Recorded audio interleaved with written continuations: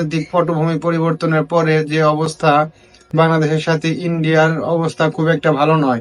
কারণ বাংলাদেশের কে নিয়ে, চট্টগ্রাম নিয়ে, ফেনী নিয়ে, অমুক নিয়ে, তমুক নিয়ে ইন্ডিয়ার সাংবাদিকরা যেভাবে নিউজ করছে, এটা আসলে বাংলাদেশকে হেয় করা বা বাংলাদেশকে ছোট করা হচ্ছে।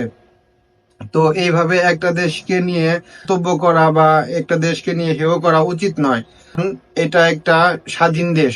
এই স্বাধীন দেশকে নিয়ে এইভাবে মন্তব্য করা বা নিউজ করা কোনো দেশের সাংবাদিকেরই উচিত নয়। এই কথাগুলো বলছি কারণ হচ্ছে বাংলাদেশ গ্লোবাল টি-20 লিগে চ্যাম্পিয়ন হয়েছে, বিশ্ব সেরা মঞ্চে বা একটা নামি দামি মঞ্চে তারা, রংপুর রাইডার্স তারা চ্যাম্পিয়ন হয়েছে। এইগুলো সব কথা বলার কারণ হচ্ছে আইপিএল।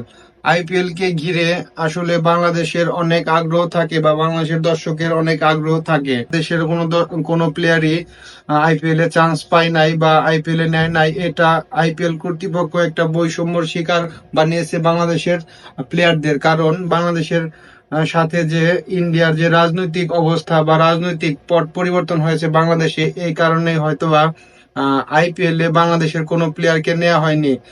বাংলাদেশের প্লেয়াররা তো তাদের সামর্থ্য বুঝিয়েছে গ্লোবাল টি-20 লিগে, মানে তারা যেহেতু চ্যাম্পিয়ন হতে পেরেছে, তো অবশ্যই বাংলাদেশের প্লেয়ারদের যোগ্যতা ছিল আইপিএল এ খেলার।